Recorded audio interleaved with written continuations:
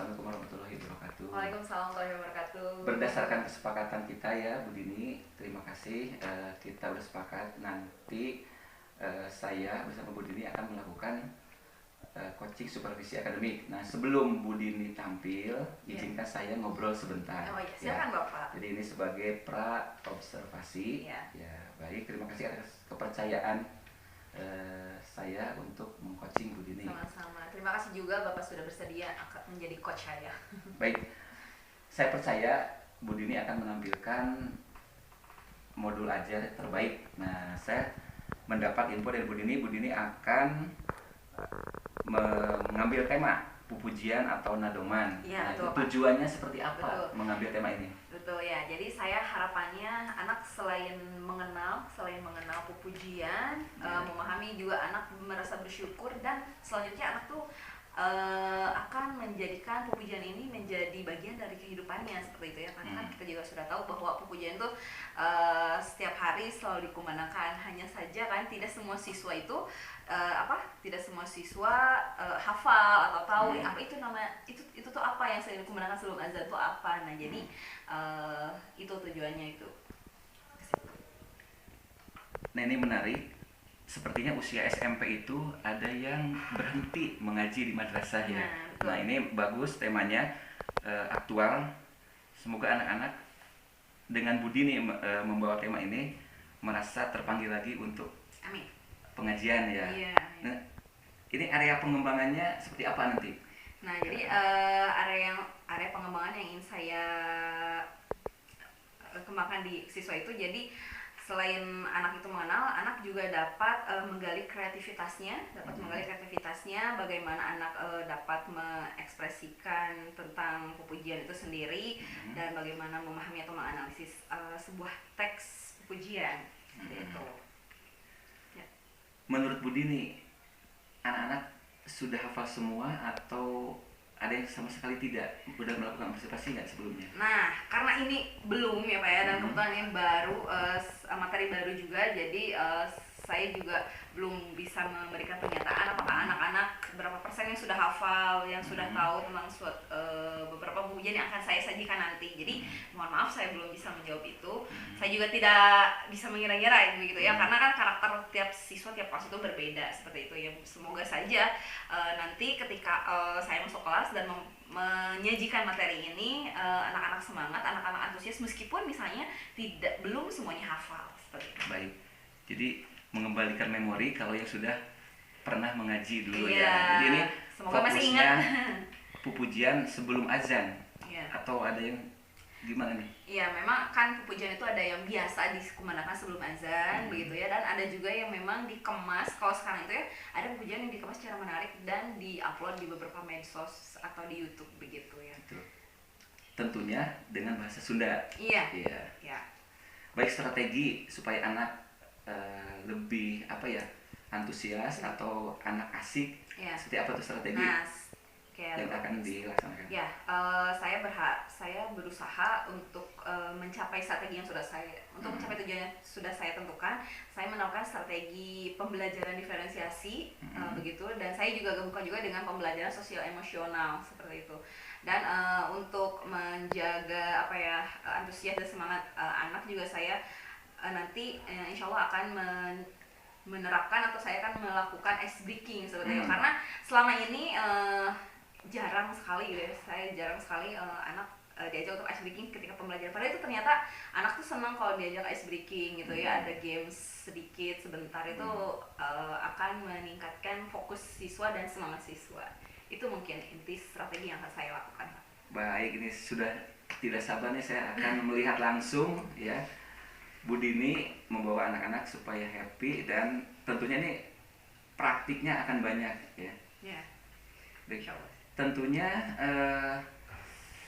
pasti Bu Dini juga mengulangi masa memori dulu ya, ini pupujian ini. Ya.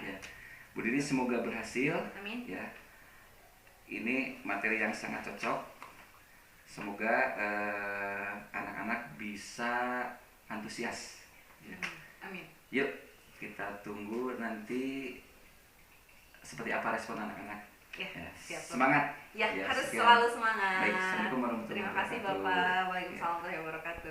Sampai hilang kelas ngarepkeun sampai hiji pujian 5 pujian ya, sampai 5 pujian. Di antara 5 cobi cung anu tos terang tadi. Anu tos terang pujian tadi muka hiji, anu terang. Muka hiji.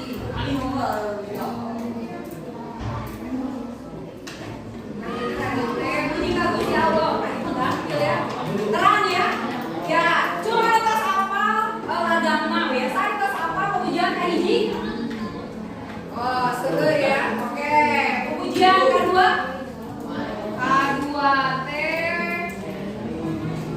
teh salawat pujian Nabi. Nabi orang sarere acung. Iya. Oke, ayo dia we, buka grupnya, coba dibuka grup. Coba dibuka. Nah, anu nyana HP, anu tengah. Coba anu nyana HP, nu aya kuotaan, anu sawios ya. Coba hideung di grup walar hideung wadami hideung apalna pujian nomor 1. Coba. Baik Bu Dini, untuk sekarang masuk ke sesi pasca observasi ya. Menurut Bu Dini, bagaimana saat menerapkan pembelajaran berdiferensiasi dan sosial emosional di 7R tersebut? Ya, terima kasih Bapak sebelumnya untuk kesempatannya. Alhamdulillah kemarin waktu pelaksanaan supervisi kemarin, saya sebelumnya memang sudah mempersiapkan semuanya, mempersiapkan kelasnya, siswanya gitu ya, termasuk juga dari berkas yang akan saya gunakan saat supervisi. Nah, namun saya sendiri merefleksi, saya sudah mempersiapkan agar pembelajaran saya itu diferensiasi seutuhnya seperti itu ya, dan juga saya ingin menerapkan beberapa kompetensi sosial dan emosional yang ingin saya didik atau saya latih kepada siswa. Hanya saja mungkin kemarin mungkin karena saya belum terbiasa gitu ya, dan juga karena mungkin situasi kelas juga yang saya juga merasa masih kurang dalam pengontrolan kelas gitu Pak. Jadi memang ada hal-hal yang saya merasa kurang maksimal sebenarnya, ada yang terlewat dan ada yang masih kurang maksimal begitu. Jadi kemarin kalau jika melihat diferensiasinya memang sudah terlaksana diferensiasinya kemarin sampai anak bisa menghasilkan sebuah produk seperti itu ya, sampai mengumpulkan tugasnya, melewati semua tugasnya. Hanya saja kemarin yang saya lewatkan itu Bapak saya itu lupa, terlewat tidak melaksanakan segitiga restitusi ketika ada siswa yang berperilaku kurang baik waktu kegiatan pembelajaran. Kurang fokus ke materi. Iya, ada anak yang kurang kondusif seperti itu. Waktu itu saya meminta anak menempelkan sticky note di lapangan tulis. Nah, itu tuh saya kan sudah meminta tempel saja di tempat yang mudah dibaca, yang dijangkau. Namun ada anak yang sengaja loncat-loncat menempel di atas. Nah, harusnya di situ saya melakukan segitiga restitusi gitu ya, agar anak tidak melakukan hal tersebut dan anak mau melakukan sesuatu yang sesuai dengan kesepakatan kita gitu ya. Kemudian ada anak yang asyik ngobrol seperti itu ya, yang akhirnya mengganggu kondusivitas di kelas. Nah hal itu saya terlewat gitu ya, harusnya saya melakukan segitiga restitusi kepada siswa tersebut. Namun karena mungkin kemarin saya masih terdoktrin dengan kurikulum 13 bahwa langkah pembelajaran yang tercatat di RPP itu harus terlaksana sampai akhir sesuai yang tercatat. Jadi saya akhirnya melupakan itu, padahal kan memang sebenarnya dalam pembelajaran diferensiasi dan sosial emosional terutama harusnya segitiga restitusi itu harus dilaksanakan agar anak juga anak juga dapat merefleksi sendiri begitu ya. Oh saya harusnya tidak melakukan itu dan saya harusnya melakukan ini seperti itu.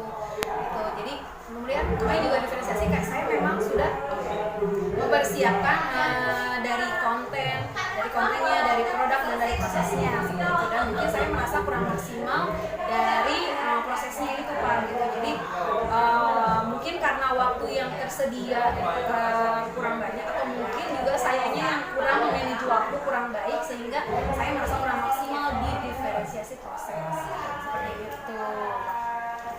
Perubahan apa aja yang selanjutnya diubah? Insya Allah ya Pak, dari hasil refleksi saya kemarin, kedepannya saya ingin setiap KBM itu ya saya tidak hanya mengejar target bahwa pembelajaran itu memang harus sesuai langkah-langkah yang harus di RPP dari A sampai Z ya. Yang meskipun itu kita butuh potongan, hanya saja mungkin saya ingin lebih membiasakan diri mungkin karena yang membiasakan dengan mengingat poin-poin penting dari pembelajaran diferensiasi itu, yang penting poinnya apa, nah itu yang terlaksana. Kemudian saya juga yang penting tahu benang merah pembelajaran sosial emosional itu seperti apa gitu ya. Dan saya juga tidak ingin melupakan ada menerapkan segitiga restitusi saat KBM begitu ya, agar tujuan dari pembelajaran diferensiasi dan sosial emosional ini agar tercapai begitu ya. Dan saya juga tidak memfokuskan diri hanya mengejar terpenuhinya materi, tersampaikannya materi saja begitu ya. Tidak hanya materi sampai, tapi juga saya ingin adanya perubahan karakter atau bahkan keterampilan sosial emosional anak meningkat seperti itu. Jadi rencana saya seperti itu. Dan saya juga selalu ingin menciptakan pembelajaran yang menyenangkan. Jadi setelah saya mengakui gitu ya, kita juga pernah berdiskusi tentang pembelajaran di antara gitu ya, beliau bahwa kita itu harus menciptakan atau kita harus mengiring anak ke kebahagiaan yang sebenarnya seperti itu ya. Jadi bagaimana caranya agar anak tuh senang ketika belajar tuh bahagia. Nah mungkin saya ingin seperti itu gitu ya, anak biar lebih senang, agar lebih happy ketika belajar bahasa Sunda. Mungkin Bapak juga mengetahui sendiri, saya juga merasakan sendiri bahwa pelajaran bahasa Sunda ini menjadi pembelajaran yang untungnya menurut anak tidak jadi prioritas utama gitu ya. Apalagi kalau di jam terakhir itu jadi tantangan besar bagi saya, bagaimana caranya agar anak bisa tetap fokus, tetap konsen dan tetap happy meskipun di jam terakhir atau pelajaran bahasa Sunda itu PR saya ke depannya gitu ya. Dan misi saya ingin anak senang dan happy saat belajar bahasa Sunda apapun materinya. Barangkali kalau sekarang begini di kelas 7, apakah di level kelas 8, 9 itu seperti apa perbedaannya, cara pengajarannya? Mungkin untuk di kelas 8 ya Pak ya, jika nanti saya diberi jam di kelas 8 ya, karena materinya juga berbeda begitu ya, jadi nanti saya mungkin akan ditambah kalau misalnya mau diselingi ice breaking kayak gitu ya, biar anak lebih happy. Mungkin ice breaking-nya yang memang sesuai dengan karakter anak kelas 8 gitu ya. Anak kelas 8 sukanya ice breaking-nya yang seperti apa, mungkin saya akan mempelajari di sana seperti itu ya. Dan kemudian juga bentuk materi yang akan lebih mudah dipahami dan lebih disenangi oleh anak, saya juga akan pertimbangkan seperti itu gitu ya. Dan juga produk yang harus produk yang harus mereka atau yang mungkin mereka sesuai dengan minat dan kebutuhan mereka juga saya akan pertimbangkan. Oh yang kemungkinan ini anak akan lebih paham, anak juga lebih menyenangi bentuknya seperti apa seperti itu ya. Saya sesuaikan juga dengan minat dan kebutuhan mereka. Dan kemudian juga untuk prosesnya, ketika diferensiasi proses begitu ya, saya juga harus memahami karakteristik kelas gitu ya, dan saya juga akan memahami karakteristik anak. Oh siswa kelas 8 ini atau kelas 8 A misalnya ya, oh ini pendekatannya seperti apa, dominasi atau karakter siswa-siswanya seperti apa. Nah mungkin saya akan pelajari karakteristik. Nah kemudian mungkin refleksi dari kemarin itu saya masih kurang memahami karakteristik siswa kelas 7E kemarin ya begitu, sehingga mungkin di situ saya masih kemarin ada kurangnya dalam hal manajemen kelas, sehingga masih ada siswa yang kurang kondusif sebagian. Padahal oh ya kemarin kurangnya itu Pak, saya lupa menyampaikan atau mengingatkan tentang kesepakatan kelas. Padahal sebelumnya saya dengan kelas 7 itu kami sudah menyusun kesepakatan kelas begitu ya. Dan mungkin karena kemarin ya agak tegang juga dan agak grogi gitu ya karena disertai supervisi gitu. Nah jadi akhir kemarin tuh kekurangan saya saya tidak mengingatkan tentang kesepakatan kelas, padahal sudah tahu, padahal biasa suka mengingatkan anak-anak. Jadi sebelum belajar tuh kita selama belajar A, B, C, D itu juga berdasar anak sendiri yang usul, cuma kami susun, kami sepakati setiap kali belajar tuh harus seperti itu. Nah di kelas 8 juga saya akan berusaha ini membuat kesepakatan kelas agar setiap pertemuan kita ini kita tahu apa yang siswa inginkan dan saya akan bisa memfasilitasi itu seperti itu. Gimana rencana untuk supaya anak tadi terasa happy-nya ya, terus perubahan karakternya terasa? Ada agenda nggak, misalkan tiap bab atau misalkan dalam satu semester pembelajaran dibuat? Nah, oh iya, tentu itu ya. Jadi saya ingin membuat pembelajaran bahasa Sunda itu bervariasi gitu ya. Meskipun cuma misalnya pembelajaran di kelas, tapi juga bervariasi gitu ya. Kegiatannya kita bervariasi. Tidak harus selalu kerja kelompok, diskusi duduk di kelas melulu gitu ya. Atau tugasnya harus dalam berbentuk tulisan saja. Nah, saya akan berusaha itu tadi menerapkan diferensiasi baik dari proses, produk, dan materinya seperti itu. Dan untuk agenda keluar kelas gitu ya, saya juga nanti ingin mengusulkan jika diizinkan ya pembelajaran kita kan di lingkungan kita ini ada banyak aset gitu ya, ada aset gitu ya yang bisa dijadikan sumber belajar siswa. Jadi siswa tidak hanya dari kelas. Nah, nanti saya ingin belajar mengajak anak misalnya membuat sajak. Menulis sajak itu kan saya ya kan anak butuh stimulus gitu ya, butuh stimulus agar dapat ide, dapat inspirasi gimana menulis sajak, apa yang harus saya tulis. Nah, pengalaman saya juga pernah menulis sajak karena akan lebih mudah mendapatkan ide dan inspirasi ketika diajak keluar untuk melihat berbagai stimulus gitu ya. Anak bisa dapat stimulus dari apa yang mereka lihat, apa yang mereka rasakan gitu ya, dan apa yang mereka dengar seperti itu ya. Jadi harapannya itu, jadi saya ingin memanfaatkan lingkungan sekolah baik yang di dalam maupun di luar sekolah juga untuk belajar. Baik, satu pertanyaan lagi. Ya, silakan.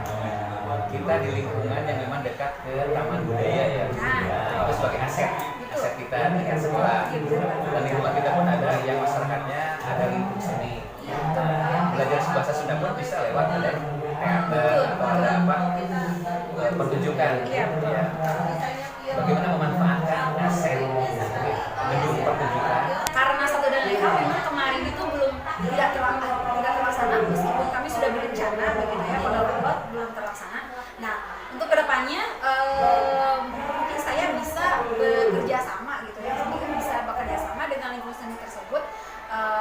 Beliau, nah komunikasinya itu bergerak di bidang seni dan teater gitu ya.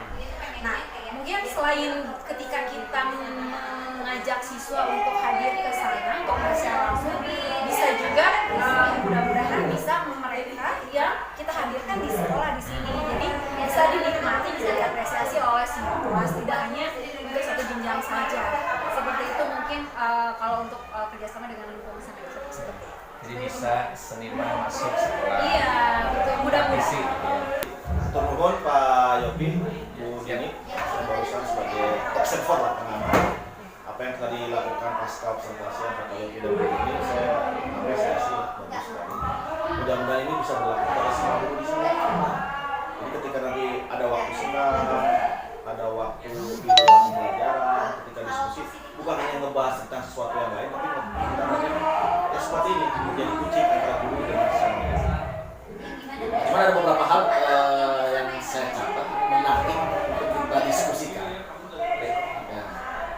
Budin, tadi Bu Dini mengatakan bahwa Bu Dini tidak melaksanakan segitiga restitusi.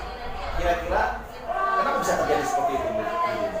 Ya, jadi karena itu tadi karena saya terlalu mengingat saya harus segera ke langkah pembelajaran selanjutnya seperti itu. Saya lupa harusnya anak juga diingatkan ya, awal dari saya ditanya alasannya kenapa, terus harusnya seperti apa gitu kan. Nah, jadi saya lalu terganggu, akhirnya ini segera ke langkah pembelajaran selanjutnya. Begitu. Nah, peran segitiga segitiga restitusi di kelas di dalam pembelajaran menurut Bu Dini seperti apa? Ya, menurut saya segitiga restitusi di kelas itu agar yang pertama selain anak intinya agar anak dapat memperbaiki kesalahannya dan mungkin melatih karakter anak yang tadinya menjadi kurang baik menjadi baik, menjadi lebih baik.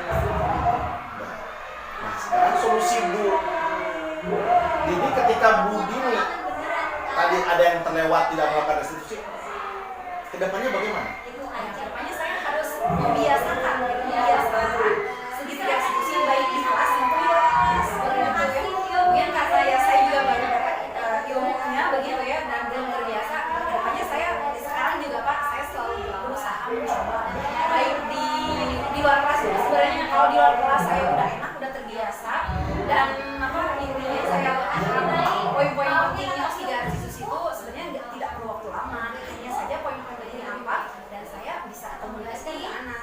Jadi kalau saya udah biasa, insya Allah gitu saya juga harapannya ketika di kelas, apalagi di kelas waktu KBM itu akan dengan sendirinya saya melaksanakan segitiga restitusi. Ya, karena menurut saya pribadi, saya yakin setiap Bu Dini mengajar akan banyak terjadi apa yang disebut dengan segitiga restitusi. Kenapa? Tahu nggak Bu Dini penyebabnya? Kira-kira?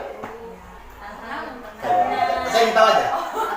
Ya, tapi kemarin saya nyadarin saya tidak melaksanakan begitu ya, mungkin sesuai yang bulan-bulan yang saya disediakan.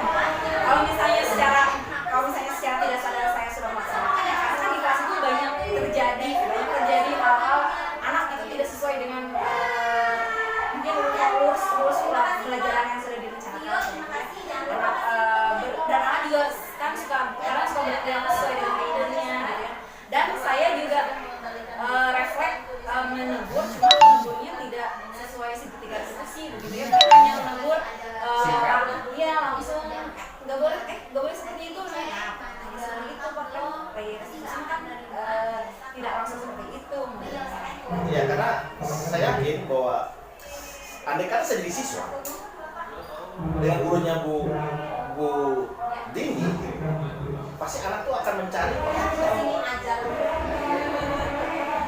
ya kan. Masalahnya nih dari yang komunikasi Pak Yopi dengan Bu Dini, kenapa Bu Dini kadang-kadang kelewat di dalam melakukan proses segitiga restitusi dalam punishment dan reward, padahal anak sebenarnya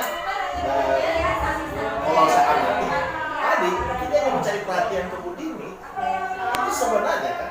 Nah, strategi Bu Dini bagaimana mengantisipasi anak yang seperti ini? Kan Bu Dini harus punya strategi. Karena Bu Dini kan tahu potensi Bu Dini, tahu ekspektasi Bu Dini bagaimana di kelas. Dan yang satu harapan kami dari pendamping KGP juga, harapannya di kelas itu bukan karena semata-mata Pak Yopi melakukan observasi terus Bu Dini mengkondisikan. Karena saya juga waktu kemarin mengobservasi Pak Yopi, saya bilang, Pak Yopi natural saja. Jangan ada yang bahasa Bu Dini tadi kan, saya kondisikan dulu. Memang yang dikondisikan akan terlihat sempurna, ya kan? Akan terlihat baik. Karena saya lebih suka yang natural. Kalau saya suka natural, Wajar ada gitu. Sebenarnya kondisinya cuma kondisi jadwal aja. Karena kemarin kita waktu sangat ya maksudnya kebanyakan teman-teman guru di saya juga cuma sama. Ketika ada jadwal, ya dari teman-teman yang Roni ibu itu sibuk, buat anak. Nanti kalau ada Roni begini, jadi mengondisikan. Ada kalau Roni, ya maksud saya kita harus hilangkan hal seperti itu. Kadang-kadang saya rekam kan, ini ibu ini bagus, saya tanya. Saya dicontoh, ada yang ngomong, Pak, bagaimana nggak bagus? Sudah seminggu sebelumnya udah dikondisikan. Dikondisi diulang-ulang, ngajar itu lagi ke anak, ngajar itu lagi ke anak. Ini kalau dimasuk, sudah memang mendekati sempurna. Baik skenario. Saya ketawa. Jadi saya juga ekspektasi berubah lagi. Oh ternyata dengan saya melihat waktu saya masuk, ini paling bagus nih. Yang ini dia nggak mau langsung di forum kan, nggak enak juga kayak gitu. Dia nggak mau kan di belakang. Ada sebenarnya saya lihat beberapa kali pertemuan. Saya nanya ke anaknya juga, kenapa kamu ngajarin? Ya ibu tuh mau supervisi ke Pak Roni ke kepala sekolah. Dia men-setting lagi. Jadi anak bertanya pun sudah kayak ada sutradaranya gitu. Ya kan beda. Sedangkan namanya alami itu kan ibu nanti mau ngajar di mana pun. Ya. Ibu nanti di kelas berapapun, harapan tadi bilang tadi tidak terjadi hal-hal mis-mis tadi. Walaupun kita menggunakan kurikulum kaum merdeka, kurikulum independen, kurikulum apapun, itu sudah terbiasa terbentuk. Itu yang diharapkan. Jangan khawatir ya ketika supervisi terjadi mis-mis. Iya. So, saya tanya, ibu udah berapa belum? Alhamdulillah. Ibu apa yang punya oleh suami kan diterima? Iya. Kan ibu nggak mau minta yang semuanya baik-baik aja kan? Ibu kan juga harus menerima Semuanya. Ya, jadi kita pun harus menerima kondisi anak. Oh, anaknya bentuk dia bagaimana wujudnya. Betul. Nah, makanya tadi saya sangat apresiasi ke Bu Dini dan Pak Yopi muncul tadi suatu diskusi yang baik tentang karena memang kebanyakan ketika diskusi bukan dia kan terlewat bahasa saya terlewat dan tadi Bu Dini mengakui itu pengakuan yang luar biasa. Bukan pengakuan dosa, tapi itu luar biasa Bu. Karena biasanya guru jarang mengakui kesalahan. Inginnya perfect. Ya kan? Biar lebih baik. Ya, mudah-mudahan ini juga bukan settingan karena Pak Yopi dengan Bu Dini mau didatangi oleh saya Bu. Bukan. Itu harapan saya. Tapi tidak ada perbincangan sebelumnya. Tapi dari saya amati tadi memang semua berjalan mengalir dengan baik. Saya tadi makanya saya apresiasi dengan Bu Dini. Ya Bu Dini sudah biasa. Sebenarnya salah jurusan Bu Dini. Harusnya jangan masuk bahasa Sunda. Fakultas komunikasi. Speaking. Hubungan internasional. Kuliahnya Nah, itu karena cara bicaranya itu kan Bu ya. HI, Ini kalau saya mengamati, saya bukan ahli psikologi. Oh iya. Saya mati dengan cara ngomong. Kayaknya Bu Dini kalau jadi host di TV apa bisa banyak orang. Kita bikin program. Tapi saya setidaknya ambil itu aja ya. Komunikasi. Ya ini saya baru tahu kan, saya baru tahu kali ini mendampingi karena dulu kan waktu awal saya jarang komunikasinya ikut. Bu Dini aja ikut aja karena Bu Dini kan pendampingnya Bu Eva sebenarnya. Iya. Awalnya ini orang kayak masih muda, energi, punya potensi. Sama kayak satu lagi pernah sama Bu sama. Bukan yang kemarin yang belum yang masih di depannya Bu Dini teh. Waktu kita diskusi dengan Ibu. Ada yang masih Yang sudah jadi guru penggerak. Iya. Budian bukan yang depannya Bu Dini. Budian. Guru sendiri di samping. Bahasa Korea. Yang kurikulum. Bukan ya, kalau yang senior kalau saya tidak perlu Hanya berus Dian gitu, guru Dian gitu, tapi demi. ada dua atau yang muda kan depannya ada dua. Bu Ratna. Dia masih baru lah, guru baru ngajar berapa bulan. Bu Anis gitu ya. Bu Anis sama Kadit ya. Bu Anis sama Iya punya itulah. Nah, itu.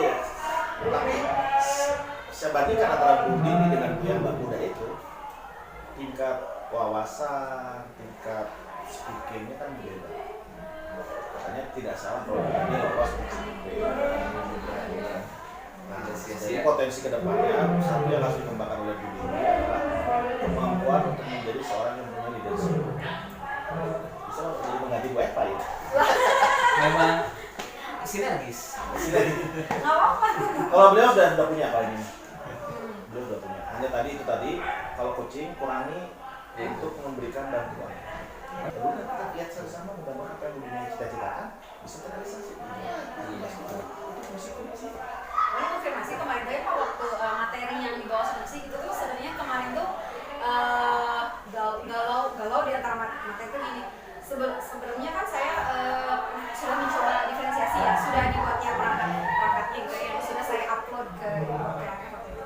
Nah waktu itu saya sebenarnya bisa aja memilih materi yang sudah digunakan, bisa saja.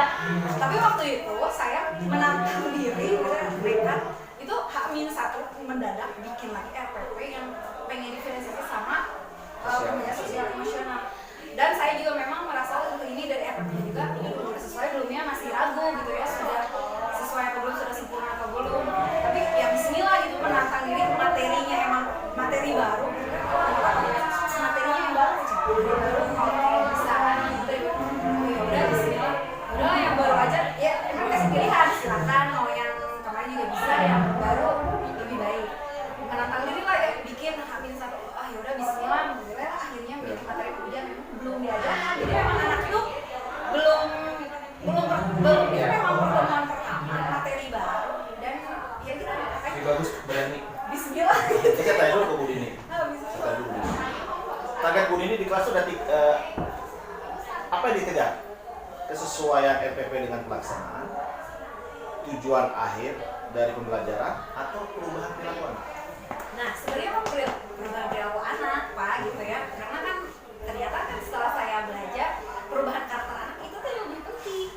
Nah, karena suasananya menegangkan, begitu ya, mindset kita kemarin ya mindset saya masih terdoktrin sama pembelajaran Ya, pola-pola sebelumnya lah. Iya, kan sebaiknya kita melaksanakan setiap tahap demi tahap begitu sampai akhir begitu kan sesuai dengan RPP kan. Ya. Jadi memang mungkin gini Bu Din, Pak Yogi, dengan datangnya kurikulum Merdeka ini dengan datang menggali kembali konsep dari keharian. Sehingga masuk kalian udah lama. Nah, Sosuntolo, Imadian, udah lama. Dan ini diterapkan juga di beberapa negara termasuk Malaysia yang banyak ambil dari kita. Cuma masalahnya kita kan merasa setelah perubahan pergeseran generasi dari buyut-buyut kita ke kakek kita ke orang tua kita sampai ke kita, ada perubahan namanya ya masa perubahan globalisasi. Makanya sekarang tujuan harapan apa muncul merdeka, anak dibebaskan, tapi bukan sebebas-bebaskan. Terus tadi anak ibu ini anak dibuat gembira, tapi tidak segembira-gembira itu kan bahaya, bisa jadi gelo kan. Artinya ada batas-batasannya. Fungsi kita tuh membuat batasan itu, tapi tidak mengurangi kebebasan aktivitas. Makanya tadi saya bilang anak ini unik nih, ya mungkin Bu Dini itu dia masuk ke dalam segitiga itu dia harus diberikan semacam punishment atau reward. Nah ini juga kita harus mengamati daripada apa ya? Tadi betul kata Bu Dini, psikolog. Karena setahu saya, betul dengan Bu Dini wajah seperti ini, siswanya laki-laki semua cantik. Ingat sama. Memang laki-laki Pak. Nah maksudnya dia sebenarnya lupa ininya saya tuh Pak Yopi mancing itu. Ya kan pasti setiap, makanya kan gini, ke depan setiap guru harus terutama bawa bapak-bapak dulu gunakan mirror kan. Kita biasa kan kalau ngajar tuh dicermin. Oh orang ngajar teh kieu geuningan teh. Kita ngomong, kita lihat diri kita sendiri. Karena anak sekarang sudah di sekolah saya pernah sampai ada guru anak-anak ngomong ke saya ketika saya ngajar. Sekarang 2 tahun udah ngajar. Pak, nanya Ibu Anu, bukan Ibu Anu, harus nanya dengan nama. Kalau tanggal 1 sampai tanggal 10, nulis bisa. Nulis bisa. Nah setelah tanggal 15 ke sana, jarang pakai.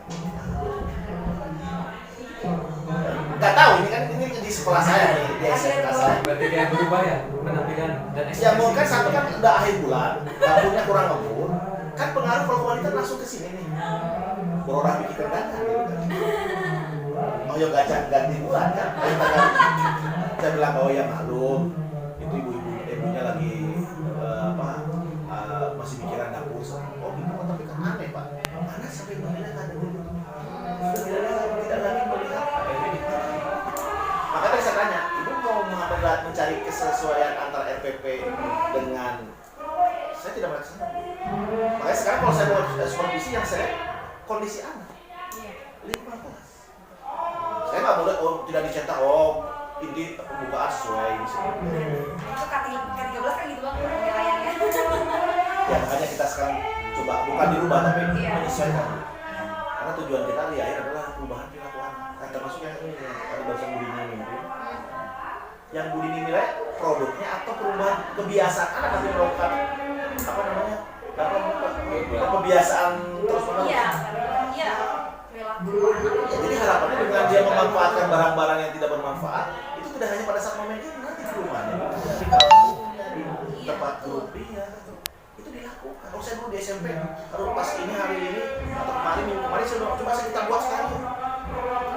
Itu yang diharapkan. Ya anggap ini stimulus ya. Ya jadi dilakukannya bukan hanya di sekolah tapi di dalam kehidupan sehari-hari di rumah. Jadi coba anak-anak saya pengen tahu ngacung, kita harus datang paling cepat. Oh itu yang paling cepat sebut kan? Kamu yang paling cepat, kita yang lainnya. Kenapa Bapak tunjukin yang paling cepat? Karena dia duluan. Nah ini yang penting. Ketimbang pembelajaran bahasa Sunda atau bahasa Sunda ya, yang paling utama. sangat penting. Gitu. Jadi intinya bukan tidak penting pembelajaran bahasa Sunda, bukan tidak penting pelajaran Sunda, semua penting. Tapi di akhirnya itu kalau kita kesimpulan adalah adanya perubahan perilaku. Selain masalah pintaran, karena ketika anak itu berbeda. Mungkin Bu Dini ngajar, kalau Bu Dini di matematika ngajar pembagian, si A mungkin dalam waktu 5 menit sudah paham, mungkin si B 3 jam atau 5 jam. Itu bedanya pemahaman. Tapi kalau perilaku itu butuh 12 tahun. Panjang. Selesai SD. Makanya kalau kita rubah sekarang, itu nanti kerasanya